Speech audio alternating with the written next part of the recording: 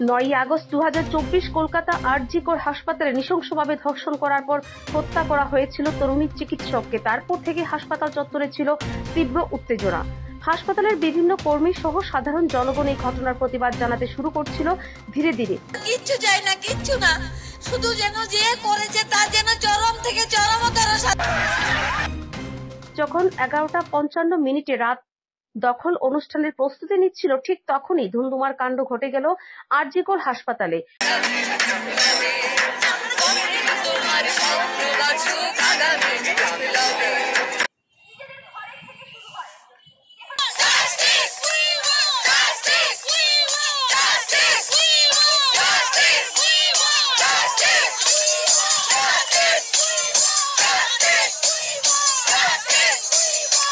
Emergency বিভাগ থেকে শুরু করে হাসপাতালের বিভিন্ন বিভাগের জিনিসপত্র ভাঙচুর সহ পুলিশ কর্মীর উপর আক্রমণ শুরু করেছিল কিছু আন্দোলনকারী।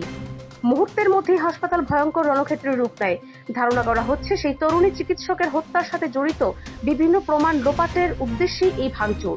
স্বাধীনতার রাতে ভয়ঙ্কর পরিস্থিতি তৈরি হয়ে গিয়েছিল শহর কলকাতার নামী এই আরজি কর হাসপাতাল চত্বর। এই ঘটনাকে কেন্দ্র করে গতকাল স্বাধীনতার রাতে আগরতলা রাজপথেও ছিল মহিলাদের রাত দখলের কর্মসূচি। দেখব আমরা পুরো ঘটনা, বিস্তারিত সঙ্গে থাকবেন জনবার্তা নিউজে।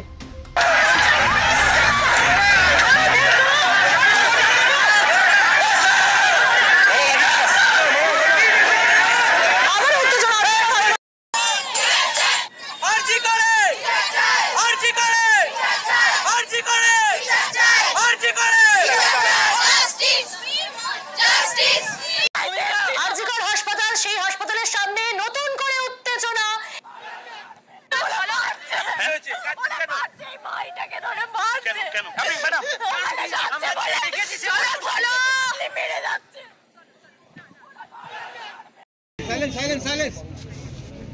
Let us be silent. Okay, 1 minute of silence. যাচ্ছি and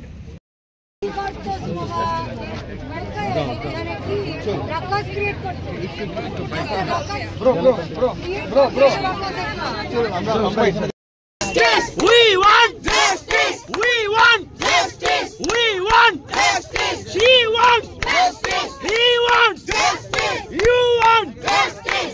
I want justice. We want justice. He wants justice. She wants justice. Everyone wants justice. Hey, লড়াই লড়বে কে? তুমি আমি আবার কে? Hey, লড়াই লড়বে কে? তুমি আমি আবার কে?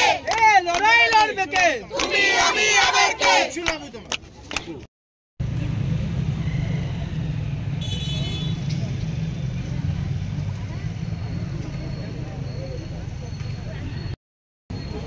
মেঘবালি করেন অল দ্য টাকা স্বাধীনতার আজকে তো অলরেডি আমরা ৭৮তম। আমরা নই গেরুয়ালা সবুজ কিংবা সাদা নীল, জেনে বুঝে বৃষ্টি ভিজে এই মিছিল। আমরা নই গেরুয়ালা সবুজ কিংবা সাদা নীল, জেনে বুঝে বৃষ্টি ভিজে এই মিছিল। পেটে পেটে কুটবুদ্ধি এটে মিশতে এলে আলতোফার, গানে গানে রাত্রি দিন আর হারমোনিকা আর গিটার, ভীষণ অস্ত্র সিতারা আর মারণ অস্ত্র অহংকার, অধিকার নিজেকে চেনা বুঝতে শেখা রাইট রং, ভোটের খেলা সাঙ্গ হলে গিটারটাই শিখব বরং। কলরব কলরব কলরব কলরব কলরব কলরব কলরব কলরব কলরব সবাই কলরব কলরব, শব্দ হোক নিঃশব্দ হোক, শব্দ হোক সব।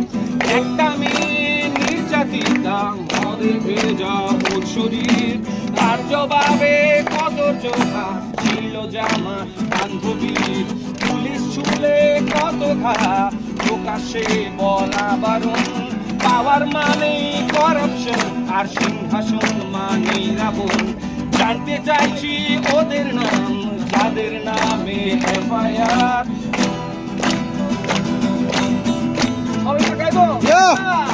কলরব কলরব কলরব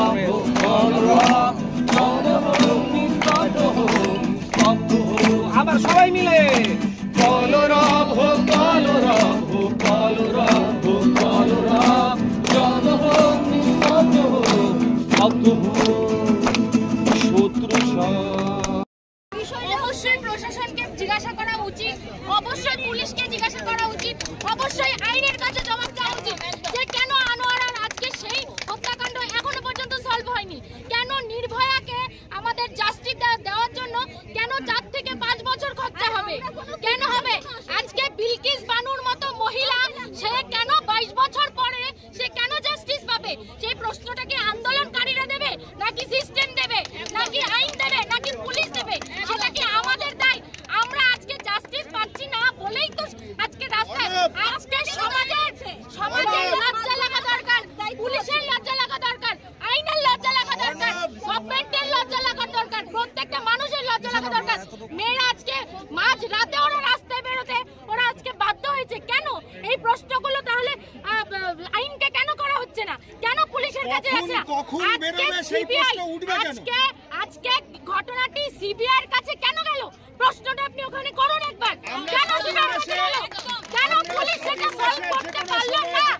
কেন আজকে সেই প্রমাণ ভেঙে দেওয়া হলো? সেই প্রশ্ন আমাদেরকে কেন?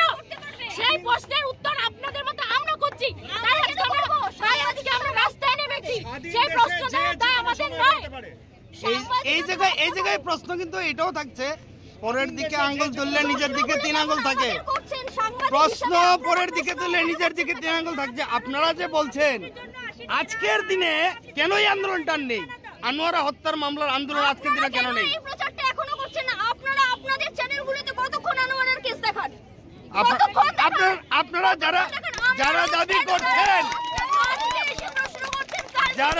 করছেন, তারাই তো নেই। যারা দাবি করছেন তারাই তো রাজনৈতিক ব্যক্তিত্ব হয়ে গেলেন।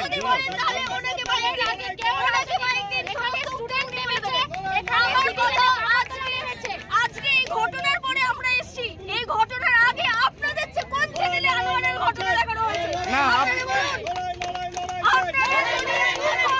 আপনি নিশ্চয় জানেন না, আপনি দেখবেন প্রত্যেক নিউজ পেপারে প্রত্যেক চ্যানেলগুলোতে নিউজ হচ্ছে, কিন্তু আপনারা যে নেমেছেন আপনারা আন্দোলন, আপনাদের মতো আন্দোলন আমরা